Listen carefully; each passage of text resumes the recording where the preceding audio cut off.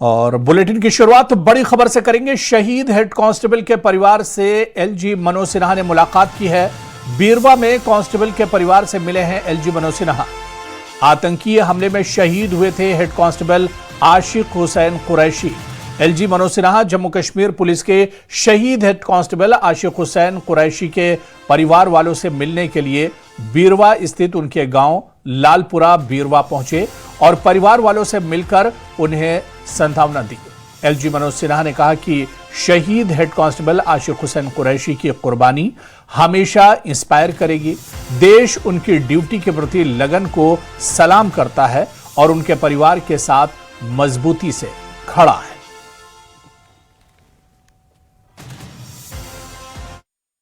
Paper leak के मामले में जम्मू कश्मीर बीजेपी अध्यक्ष सत शर्मा ने न्यूज 18 से खास बातचीत की। इस बातचीत में सत शर्मा ने कहा कि प्रधानमंत्री नरेंद्र मोदी हमेशा से देश के युवाओं की चिंताओं को लेकर सेंसिटिव रहे हैं। उन्होंने युवाओं को भरोसा दिलाया कि अगर पेपर लीक मामले में कोई गड़बड़ी पाई जाती है तो मामले की सुनवाई फास्ट ट्रैक कोर्ट में होगी और दोषी पाए जाने वालों के खिलाफ सख्त कार्रवाई की जाएगी। यहां सत शर्मा ने कांग्रेस, पीडीपी और दूसरी विपक्षी पार्टियों पर इस मुद्दे का राजनीतिकरण करने के भी आरोप लगाए। सुनिए। जम्मू कश्मीर बीजेपी प्रेसिडेंट सत शर्मा मेरे साथ मौजूद हैं। सर, जिस तरह से हमने देखा कि चाहे महबूबा मुफ्ती है वो वहाँ पहुँची जंतर मंतर पे, आप किस तरह से इस प्रोटेस्ट को देखते हो? आपको लगता है कि जिस तरह से कांग्रेस एवं पीडीपी के नेता वहाँ जा रहे हैं और उसके साथ साथ पीएम मोदी ने जो अपील की यूथ को, इस तमाम चीज़ों को कैसे देखते हैं? देखिए, देश के प्रधानमंत्री जी हमेशा से चिंतित रहते हैं नौजवान पीढ़ी को लेकर। हम सब जानते हैं और वो भी जानते हैं कि आगामी आने वाले समय में इस नौजवान पीढ़ी के कंधों के ऊपर ही देश का भार होगा। ऐसे समय में हमारा नौजवान सक्षम हो, एक देश को नई दिशा देने की तरफ वो अग्रसर हो, इसी के लिए देश का युवा भी आगे आना चाहिए और प्रधानमंत्री जी भी प्रयासरत रहते हैं।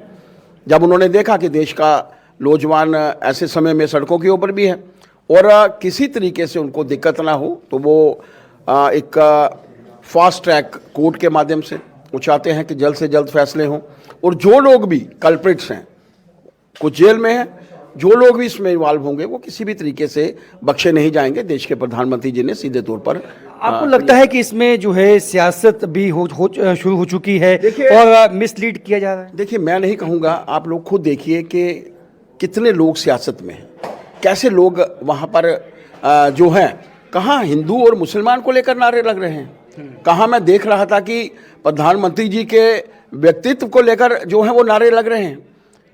किसी बच्चों से मैं देख रहा था, किसी से नीट के बारे में पूछा गया, किसी से सीबीएसई के बारे में पूछा गया, इसकी एब्रीविएशन क्या है? They were not able to tell. This is the clearly indicative कि कुछ लोग ऐसे भी हैं जो वातावरण खराब करने की तरफ जो है वो अग्रसर हैं। मानकर चलिए, देश एक बढ़ती दिशा की तरफ है। चौथी बड़ी अर्थव्यवस्था के बाद तीसरी बड़ी अर्थव्यवस्था जो है वो भारत बनने जा रहा है। वो ऐसे समय में देश के भीतर ही नहीं, देश की बाहर की शक्तियां भी नहीं चाहेंगी कि भारतवर्ष जो है वो आगे बढ़े। और आज एक उभरता हुआ भारत है, आगे बढ़ता हुआ भारत है। वो किसी भी तरीके से अंतिम सवाल आपसे होगा कि पीएम मोदी ने भी अपील की, डॉक्टर जितेंद्र सिंह, जेपी नड्डा खुद जाके मिले और सोनम वांगचुक ने भी अपना अनशन समाप्त किया। कैसे देखते हैं इसको? देखिए, एक बहुत अच्छा कदम है। मेरा तो मानना है कि सराहना की जानी चाहिए पूरी सरकार की, क्योंकि जिस तरीके से उन्होंने इस विषय को लिया है।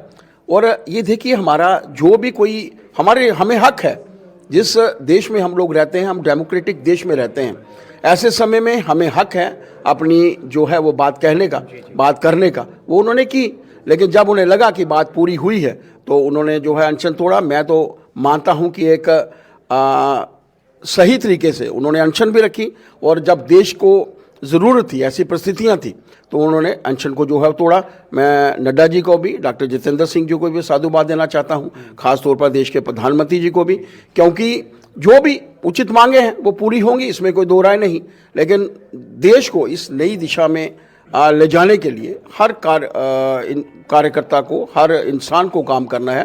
उसी की तरफ जो है सोनम वांगचुक भी है। बहुत बहुत शुक्रिया। तो डेमोक्रेटिक जो है वे से कोई भी प्रोटेस्ट कर सकता है। लोकतांत्रिक जो उसकी आज़ादी है वो कभी भी छीनने का प्रयास नहीं किया गया है। और पीएम मोदी जो है हमेशा से युवाओं के प्रति जो है संवेदनशील रहे हैं, ऐसा कहना है बीजेपी प्रेसिडेंट सत शर्मा का। राजन वैद, न्यूज़ 18 जम्मू। समझिल में सुरक्षा बलों की संयुक्त टीमों ने आपातकालीन परिस्थितियों और संभावित आतंकी हमले से निपटने के लिए एक मॉक ड्रिल आयोजित की। इस मॉक ड्रिल में स्पेशल ऑपरेशन ग्रुप, एसओजी, केंद्रीय रिजर्व पुलिस बल, सीआरपीएफ और जिला पुलिस ने संयुक्त रूप से भाग लिया। इस मॉक ड्रिल का मकसद अमरनाथ यात्रा की सुरक्षा व्यवस्थाओं का जायजा लेना और विभिन्न सुरक्षा एजेंसियों के बीच बेहतर समन्वय स्थापित करना था। अभ्यास के दौरान सुरक्षा एजेंसियों ने आपसी तालमेल, त्वरित प्रतिक्रिया क्षमता तथा बचाव एवं राहत कार्यों का प्रदर्शन किया।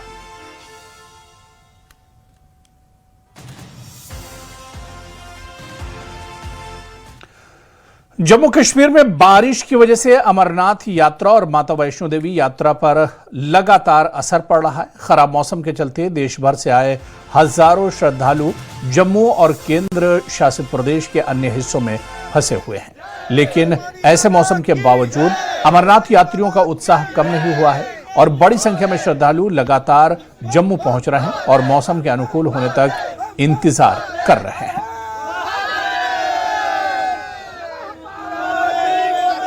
मौसम चाहे जैसा भी बना हो, चुनौतियां चाहे जैसी भी हो, लेकिन बाबा भोलेनाथ के भक्तों के जोश में कोई भी कमी नहीं है। आप देख सकते हैं कि इस वक्त मैं यात्री निवास भवन में मौजूद हूं। यहाँ पे भक्तों का तांता लगा हुआ है, इस तरह यहाँ पे रश बढ़ा हुआ है। आप अपने सामने देख सकते हैं किस तरह से उत्साह, जोश जो है, बलबला जो बना हुआ है यात्रियों में, ये देखते ही बनता है।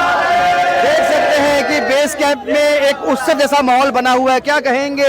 हालांकि यहाँ पे यात्रा बंद है, लेकिन उत्साह में कोई कमी नहीं है। तो दुआ तो बढ़िया अंदर ध्यान हो गया बाबा जी, तो तब भी हम आए। कहाँ से आए हैं? एटा से आए भैया, यूपी। आप क्या कहेंगे?